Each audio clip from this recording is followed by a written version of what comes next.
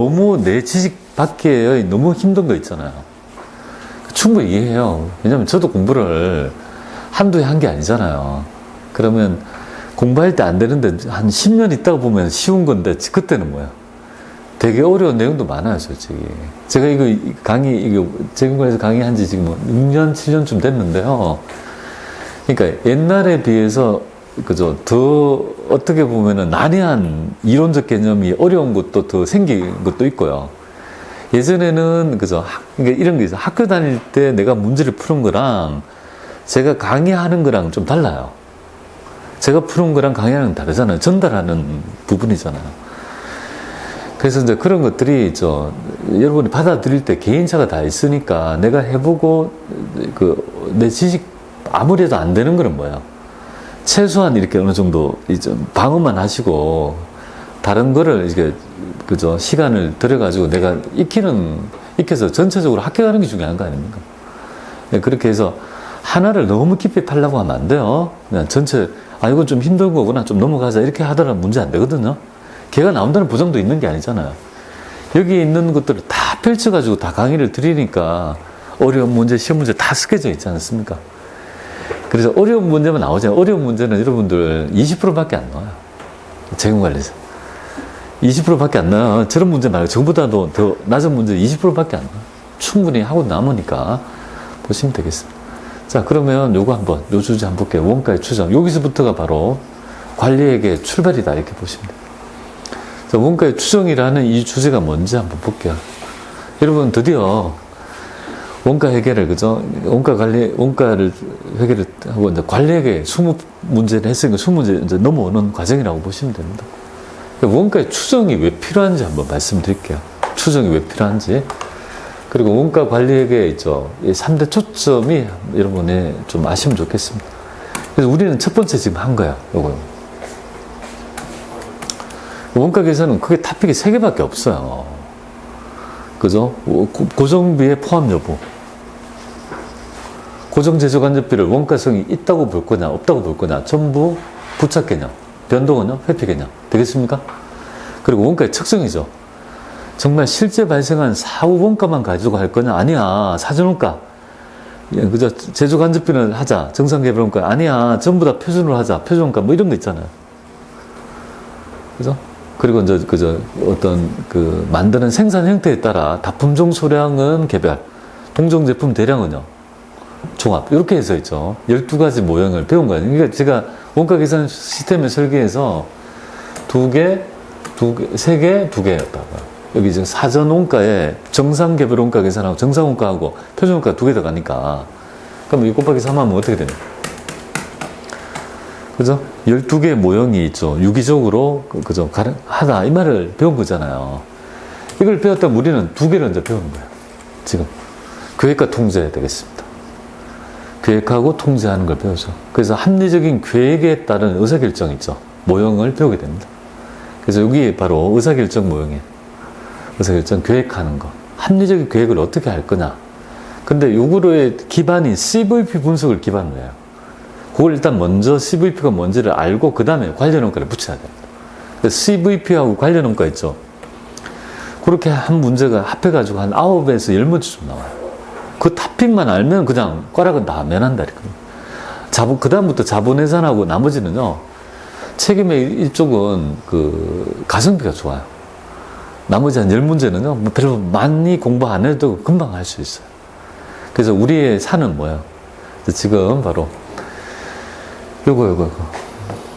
그죠? 의사결정 하는 모형. 요거를 먼저 배우게 됩니다. 근데 CVP를 하려고 하면 가장 중요한 게 고정비를 찾는 거거든요. 그때 이제 여러분이 고정비를 찾을 때 고정비를 어떻게 추론하는 문제가 가끔 나와요. 그래서 별도의 그건 아니지만 제가 원가의 추정이라고 해서 별도로 하나 만든 거예요. 만들어서 추정에 대한 개념을 좀 한번 보고 그 다음에 바로 CVP 분석으로 넘어가도록 그렇게 하겠습니다.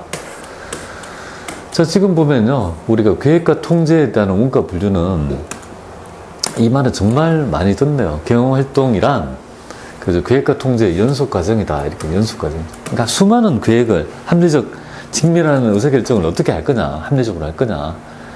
그래서 합리적인 계획을 했어요. 계획만 했다고 되는 게 아니라고요. 통제를 해야 되지. 과연 그저 계획이 올바랬는지 평가를 통해서 새로운 계획에 반영하는 이 순환을 거쳐야 된다라고 보면 되겠습니다. 자, 그때 하는 방법이 뭐냐면요. 그죠? 그 계획 통제를 위한, 했을 때, 기본이 되는 손익계산서의 개념이 바로 공원이익 손익계산서가 되겠습니다. 공원이익. 바로 여러분이 배웠던 변동원가 계산 있죠? 변동원가 계산의 이 모형이 일반적으로 알고 있는 여러분들 기능별 분류 있죠? 이거가 계획과 통제에 쓰이는 모형이 아니라고요. 뭐라고요? 얘가 기본이 됩니다. 이걸 공원이익, 손익계산서라고 합니다. 그러니까 공원이익이 중심이 되는 거예요. 그래서 이걸 보면 매출액에서 변동비를 다 빼요? 다 빼고, 그럼 공원이익이 나오잖아요. 여기서 고정비는 다 기간비용으로, 판관비처럼 다 비용으로 다 뿌려줘서 영업이익을 구하는 방법이 바로 의사결정 모형에 가장 기본이 되는 손익계산서의 구조다. 이렇게 보시면 돼요. 그러면 일단 공원이익을 구할 줄 알아야 되거든요. 이 문제를 통해서 공원이익을 어떻게 구하는지 보겠습니다. 다음 재료를 이용해서 공원이익을 계산하면 얼마냐 이렇게 되어 있습니다. 그럼 공원이익이 어떤 의미인지를 알아야 될 거 아니에요. 그래서 기본기를 할게요. 공원이익이란 매출액에서 뭐예요? 변동비를 다 빼요. 그죠? 여기에 판관비가 들어있든 상관없습니다. 공원이익을 구할 때는요. 그죠? 이 제조원가와 판관비의 개념이 없습니다. 공원이익을 구할 때는 변동비는요. 무조건 다 빼는 개념입니다. 이게 X를 물어보는 거 아니겠습니까? 그죠? 그러면 아주 간단해요. 일단은 여기 제품 단위당으로 나왔으면요. 단위당으로 공원이익을 구해서 수량을 곱해서 총액으로 환산하면 되겠습니다. 총액이라면 총액으로 하면 돼요. 당연히 여기서 고정비는 바로 비용하니까 얘는 공원이익을 뽑을 때 이게 고정비가 다 비용하잖아요. 그러니까 지금 얘를 뽑을 때는요. 이 요소는 뭐예요? 필요 없는 정보가 되는 거 아니겠습니까? 영업이익을 구하려고 할 때는 필요하지만 공원이익을 구할 때는 필요 없는 자료다. 그러면 여기 판매에서 요 두 개를 다 빼야 되죠. 요건 안 뺀다 하면 안 돼요. 그죠? 공원이익을 구할 때는요, 판관비도 다, 판매비든 어떻든 변동비는 다 빼는 거예요. 그러면 270원이 되잖아요. 그럼 400원에서 뭡니까? 270원이니까 공원이익은 130원 이렇게 되죠. 근데 총액으로 보면 어떻게 돼요? 2만 개가 되니까 뭐. 그러면 260 되겠습니까? 그죠? 그리고 고정비를 굳이 여기에서 영업이익을 160을 빼게 되면요. 그죠? 영업이익은요. 100만원 이렇게 되겠지만, 그죠? 물어보는 거는 요걸 물어보는 거니까. 자, 개념 아시겠죠? 그죠? 공원이익에 대한 개념이 구조를 모른다는 건 말이 안 돼요. 이거는 꼭 어떤 거냐면요. 종합원가 계산의 완성품 환산량을 모르는 거랑 똑같습니다.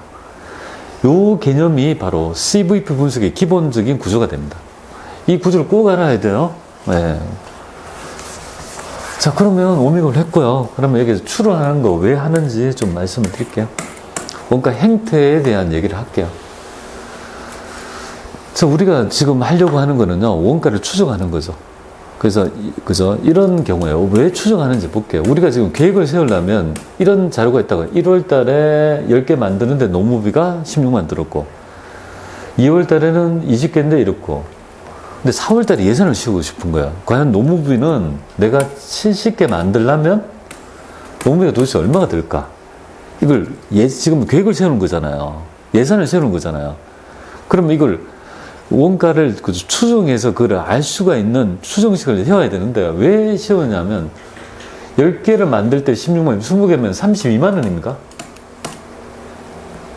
16만 원이면 그죠? 여기 2배면은 뭐야? 이것도 2배야 되잖아요. 2배입니까? 여기 2배로 늘어났는데 이것도 2배가 늘어난 게 아니잖아요.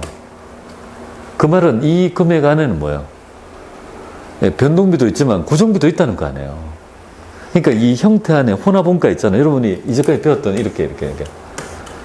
여기 고정비도 있고 변동비도 이게 두 개가 혼재되어 있다는 거죠. 그래서 여기서 우리가 해야 될 거는 바로 고정비와 변동비가 얼마가 되는지를 뽑아내는 이죠. 그걸 요 모형에서 배워야지만이 CVP 분석할 때 고정비를 추론할 수 있거든요.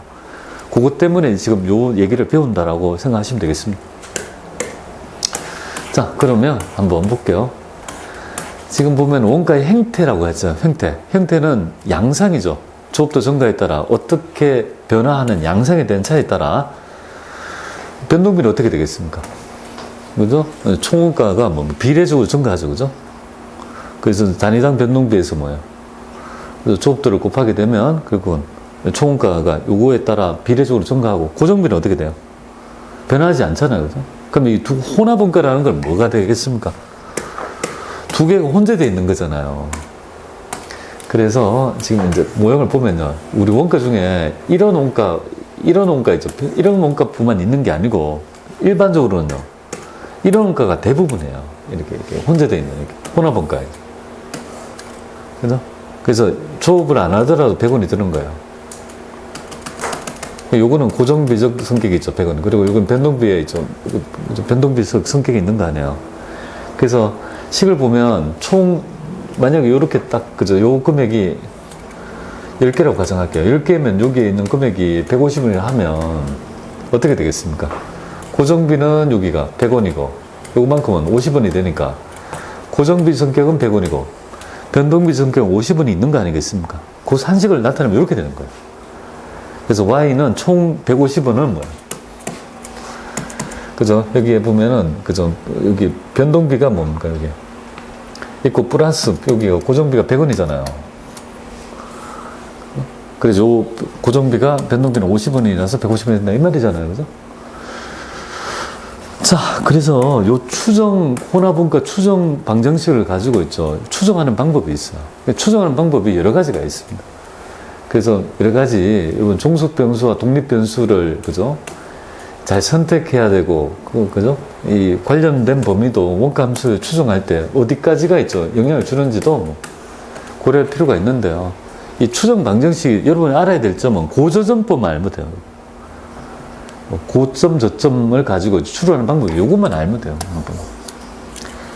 그리고 원가 추정 방식의 회귀분석법이라는 게 있어요. 사회과학의 인과관계를 밝히는 가장 그죠? 회귀분석법이라고 합니다. 그죠?